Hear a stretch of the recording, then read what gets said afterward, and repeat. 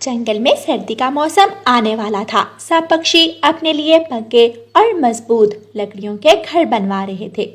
जंगल में एक रानो चिड़िया थी जो लकड़ियों के घर बनाकर पक्षियों को बेचती थी। रानो चिड़िया का कारोबार बहुत अच्छा चलता था।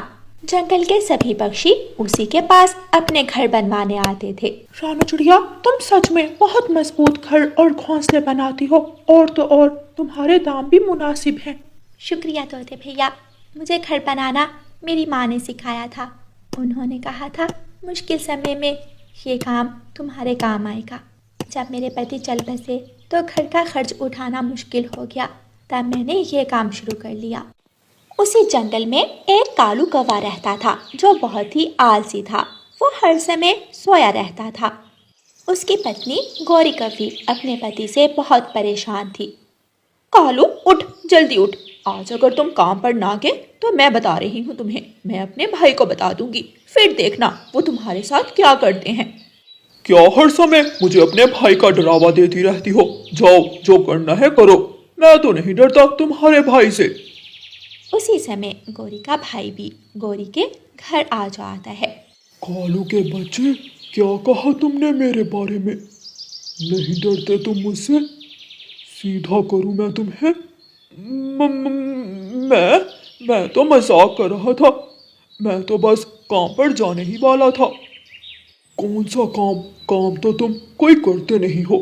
मैं बता रहा हूँ, अगर तुमने कल तक कोई काम शुरू ना किया तो मैं गौरी को अपने साथ ले जाऊंगा।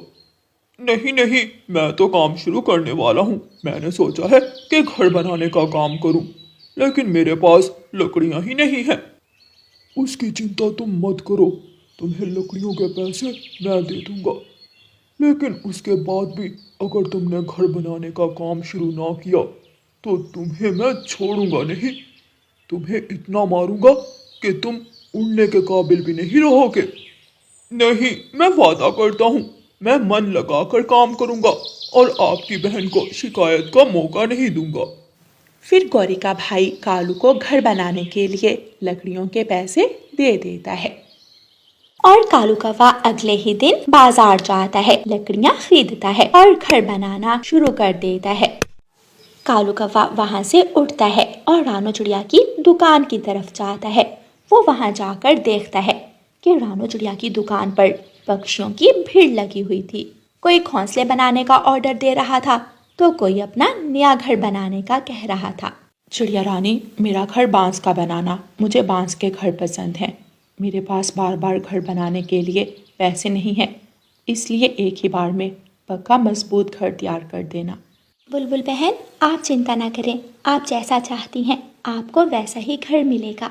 वो जो पीपल का पेड़ है वहाँ मेरा घर बना देना। ठीक है बुलबुल बहन, आपको शाम तक नया घर तैयार मिलेगा। मेरी दुकान पर एक भी ग्राहक नहीं आया और यहाँ इतने पक्षी हैं। जब तक रानो चिड़िया ये काम कर रही है कोई मेरा बनाया हुआ घर नहीं खरीदेगा। मुझे रानो चिड़िया को यहाँ से भगाना पड़ेगा। इसके होते हुए मेरा धंधा नहीं चलेगा। ऐसे सोचते हुए कालू कौवा वहां से चला जाता है। थोड़ी देर बाद रानो चिड़िया पीपल के पेड़ पर जाती है और बुलबुल के लिए घर बनाना शुरू करती है। वो मेहनत करती है और शाम तक बुलबुल का घर बना लेती है। कालू कौवा झाड़ियों में छुपा रानो चिड़िया को काम करते हुए देख रहा था। जैसे ही रानो चिड़िया वहां से जाती है, कालू कौवा जल्दी से हथौड़ा लेकर घर के पास आता है और हथौड़े को घर पर जोर जोर से मारता है। काफी देर तक हथौड़ा मारने से बांस की लकड़ियां कमजोर हो जाती हैं। जगह जगह से घर में सुराख हो जाते हैं। फिर कालू कौवा वहां से भाग जाता है। थोड़ी देर बाद बुलबुल आती है। बुलबुल अपने अंडे घर में रखती है और खुद घर में जाती है, लेकिन उसके जाते साथ ही घर जोर से जमीन पर आ गिरता है और घर के टुकड़े टुकड़े हो जाते हैं। बुलबुल के अंडे भी साथ ही टूट जाते हैं। मेरे अंडे टूट के ये सब उस चिड़िया ने किया है। मैं उसे छोड़ूंगी नहीं। मेरे पैसे भी खा लिए और मुझे इतना कमजोर घर बना कर दिया। शक्ल से जितनी मासूम लगती है वो तो अंदर से उतनी ही चालाक है। रानो चिड़िया अपनी दुकान बंद कर रही थी कि वहाँ बुलबुल गुस्से में आती है। मुझे पता है बुलबुल बहन, आप मेरे बनाए हुए घर की तारीफ करने आई हैं। मैंने बहुत मेहनत से बनाया है आपका घर। चालाक चिड़िया, मुझे इतना कमज़ोर घर बना कर दिया कि उस वजह से मेरे अंडे टूट गए। कितनी खुदगर्ज हो तुम। तुम्हें शर्म ना आई मेरे साथ इतना बड़ा धोखा करते हुए?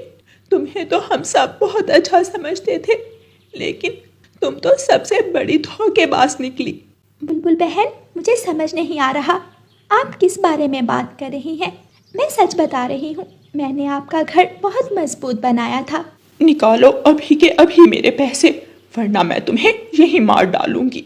रानू चिड़िया डर जाती है और बुलबुल के पैसे वापस कर देती है। मैंने तो इतना मजबूत घर बनाया था, ऐसे अचानक वो कैसे टूट सकता है। अगले दिन कबूतर रानू चिड़िया के पास आता है। रानू बहन, मुझे बैरी के पेड़ पर एक घर बना दो। मेरा पिछला घर अब थोड़ा टूट गया है। सर्दियाँ आने से पहले पहले मैं दूसरा घर भी बनवा लेता हूँ। ठीक है कबूतर भाई, मैं आपको घर बना दूंगी। रानू चिड़िया फिर से बैरी के पेड़ पर जाकर कबूतर के लिए घर बनाना शुरू करती है। कालू कौवा फिर से छुपकर रानू चिड़िया को देखता है और रानू चिड़िया के जाने के बाद जोर जोर से हथौड़ा घर पर मारकर घर को कमजोर कर देता है। जब शाम को कबूतर अपने नए घर में जाता है तो घर में जाते साथ ही वो घर नीचे गिरकर टूट जाता है। कबूतर को भी बहुत गुस्सा आता है। कबूतर जल्दी से रानू चिड़िया के पास जाता है। रानू, ये तुमने अच्छा नहीं किया मेरे साथ। तुम तो मुझे भाई कहती हो, फिर मेरे साथ इतना बड़ा धोखा किया। क्या हुआ है कबूतर भाई? ऐसे भोली बन रही हो जैसे कुछ पता ही ना हो। इतना कमजोर घर बनाया कि मेरे घर के अंदर जाने से पहले ही वो टूट गया। अब आइंदा मैं तुमसे कभी बात नहीं करूंगा। रानू चिड़िया परेशान होकर अपने घर आ जाती है। रानू चिड़िया को उसकी सहेली पारो चिड़िया का फोन आता है। रानू, कैसी हो तुम?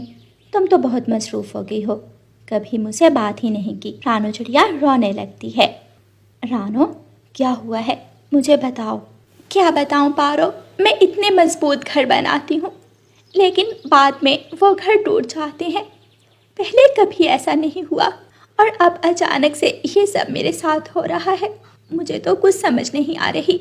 इतनी मुश्किलों से अपना काम चलाया था, अब अगर ये काम भी बंद हो गया तो मैं क्या करूँगी? रानो, तुम चिंता ना करो, इस मसले का कोई हल निकाल लेते हैं। अच्छा, मुझे एक बात बताओ, क्या उस जंगल में कोई और भी घर बनाकर बेचता है? एक कौवे की दुकान है लेकिन उस कौवे से कोई भी घर नहीं बनवाता, तो बस ये काम उसी कौवे का है। वो तुम्हारा काम बंद करवा के अपना काम शुरू करना चाहता है। रानू चिड़िया पारो से थोड़ी बातें करने के बाद फोन रखती है और कौवों के घर की तरफ जाती है। वाह कालू जी, आज तो बहुत अच्छी कमाई हुई है। कमाई तो अच्छी होनी ही थी। उस रानू का धंधा तो मैंने बंद करवा दिया। अच्छा, वो कैसे? मैंने उस मोटी बुलबुल का घर तोड़ दिया और उस गंदी आंखों वाले कबूतर का घर भी तोड़ दिया। अब देखना, कल मेरे पास और भी ग्राहक आएंगे। वाह कालू जी, अब बस तुम मुझे ऐसे ही पैसे कमा कर लाकर देते रहना। रानू चिड़िया खिड़की में बैठी कौवों की सारी बातें रिकॉर्ड कर लेती है और कबूतर और बुलबुल के पास जाकर उन्हें सारी बात बताती है। अगले दिन बुलबुल और कबूतर कुल्हाड़ी लेकर कौवों के घर आते हैं और जोर जोर से उसके पेड़ पर कुल्हाड़े मारने लगते हैं। पेड़ उखड़ता है और जोर से जमीन पर गिरकर टूट जाता है। कालू कौवा और गोरी कौवे भी साथ ही गिरते हैं और उन दोनों के पंख टूट जाते हैं।